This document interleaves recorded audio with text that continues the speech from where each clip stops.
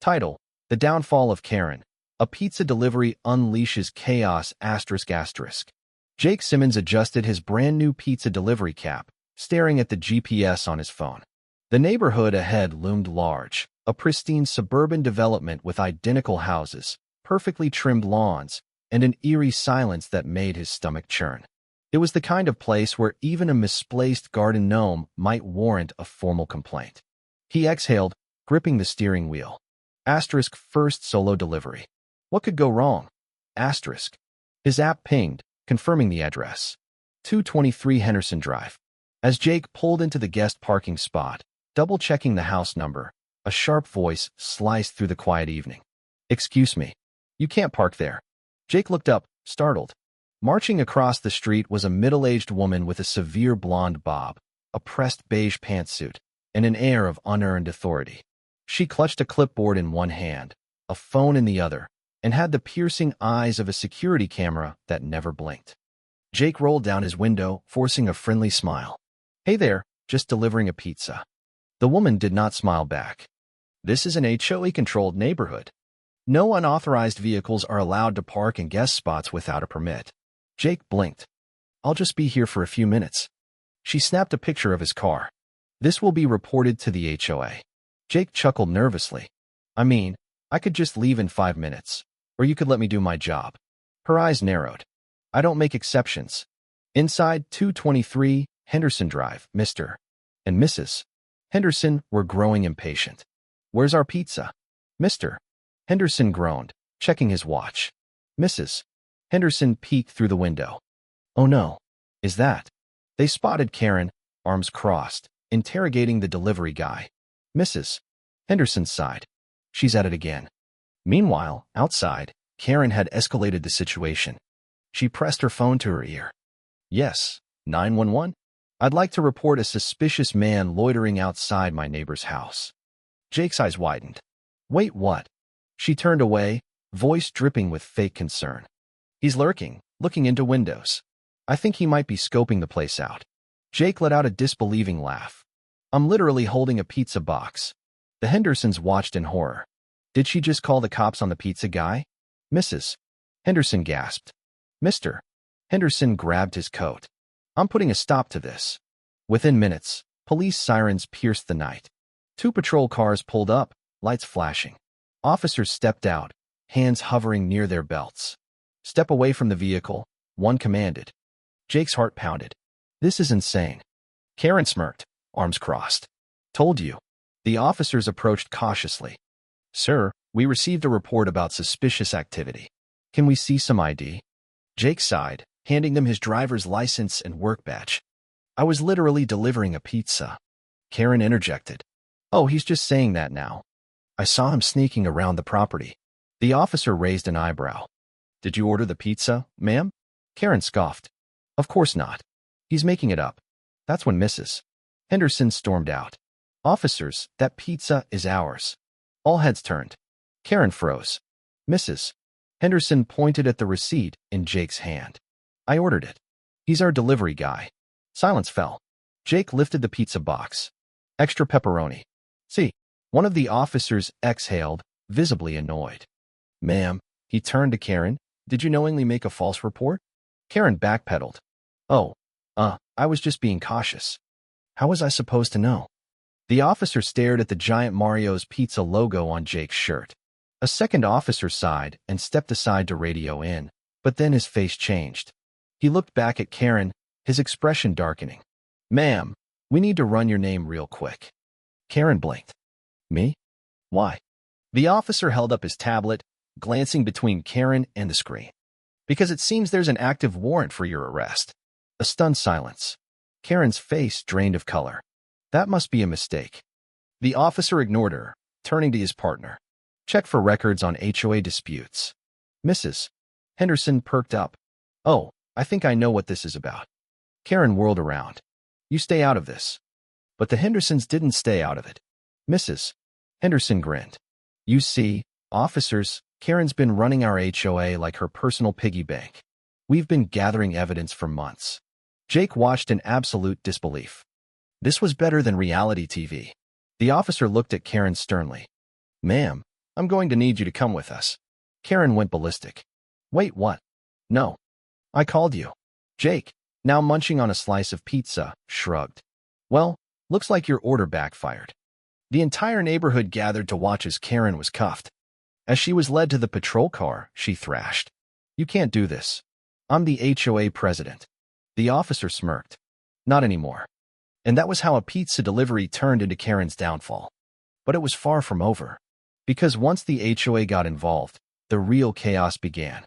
The police station buzzed with activity as Karen sat in an interrogation room, arms crossed, scowling. Across from her, Detective Ramirez flipped through a thick folder labeled Karen Thompson, HOA president. He sighed, glancing up at her. Quite a reputation you've built for yourself, MS. Thompson. Karen scoffed. This is a mistake.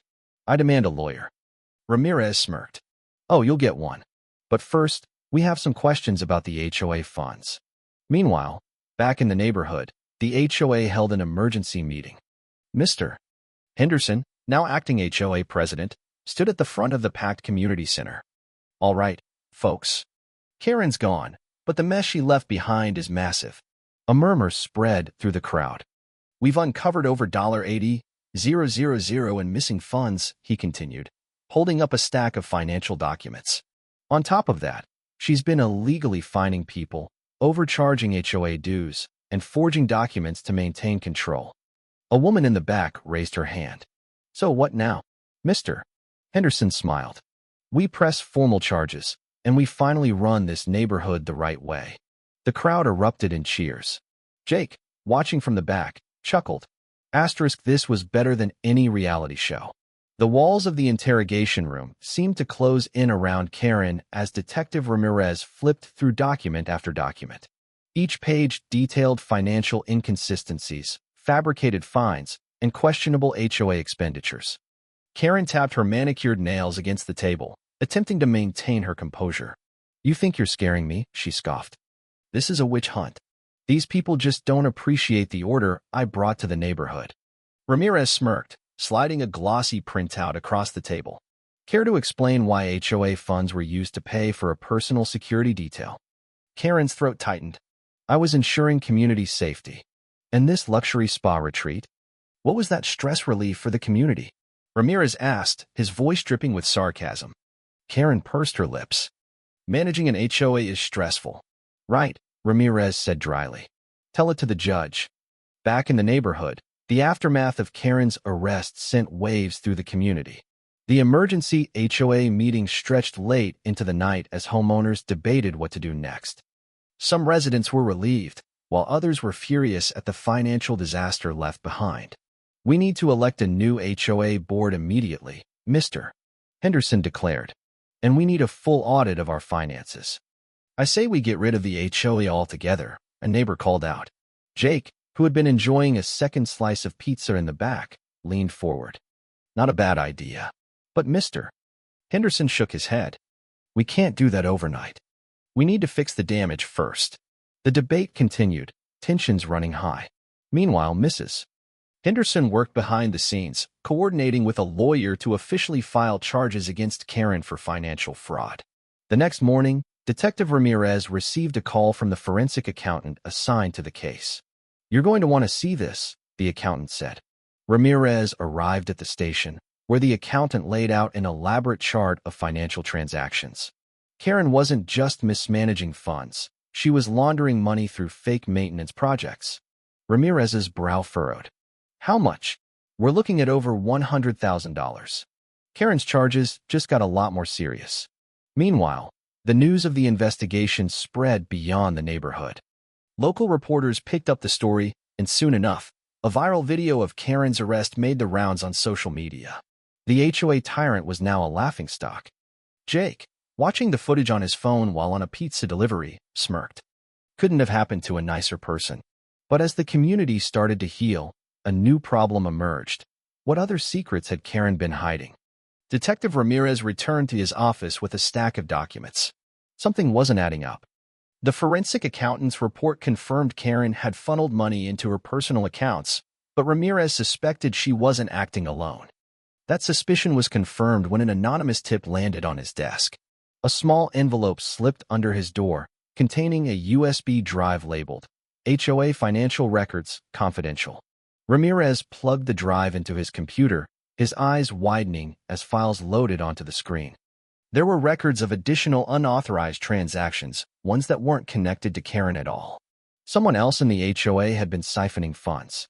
Meanwhile, at the Hendersons' home, Mrs. Henderson sifted through years' worth of HOA documents she had managed to collect before Karen's arrest. She paused when she found something odd, a second set of financial records with names she didn't recognize. "David, look at this," she called to her husband. "These aren't just Karen's transactions. There's another signature here." Mr. Henderson took the papers, his expression darkening. "Oh no, this goes deeper than we thought." Back at the police station, Ramirez picked up his phone and called the Hendersons. "I think we just found our next suspect." Detective Ramirez sat at his desk, scanning the names on the HOA financial records. One in particular stood out: Douglas Freeman, HOA treasurer. He picked up his phone and dialed. "Freeman, we need to talk." Meanwhile, at the Henderson household, Mrs. Henderson and Jake were combing through their own stack of documents when the doorbell rang. It was their neighbor, Susan Miller, clutching a thick folder. Her face was pale. "I think I found something," she said, stepping inside. Karen wasn't the only one running scams. "Look at these invoices." She spread them out on the table. Payments had been made to fake maintenance companies, all under the authority of Douglas Freeman. At the police station, Douglas Freeman arrived under the pretense of cooperating with the investigation. He sat across from Ramirez, arms crossed, an air of confidence about him. "Detective, I don't see why I'm here," Freeman said smoothly. "I had no knowledge of Karen's activities." Ramirez slid the USB drive across the table. "Then maybe you can explain why HOA funds were being funneled into companies that don't exist, companies under your name." Freeman paled. "That's ridiculous. Karen must have." "We checked the signatures," Ramirez cut him off. "They're yours." Freeman's confidence wavered. "This is a misunderstanding." "Oh, I'm sure the jury will think so too," Ramirez said, leaning forward. "But you've got one chance here. Talk, and maybe we can make a deal." Freeman swallowed hard. "I want my lawyer." Ramirez smirked. "I was hoping you'd say that." The neighborhood buzzed with rumors as word of Freeman's involvement spread. The HOA was in complete disarray, with residents demanding justice. At a heated town meeting, Mr. Henderson took the stage.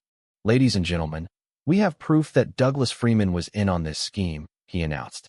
"We're filing formal charges." A murmur ran through the crowd, then a roar of approval.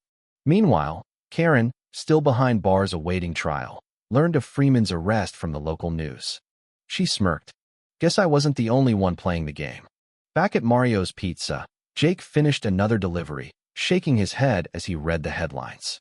"Corrupt HOA treasurer arrested." Mrs. Henderson slid him a free pizza. "Consider it a thank you gift. If you hadn't delivered that pizza that night, who knows how long this would have gone on." Jake grinned. "Guess I delivered more than just food." As the neighborhood cheered the downfall of their corrupt HOA, a new chapter began. But one thing was certain: Karen and Freeman would go down in history as the worst HOA officials ever.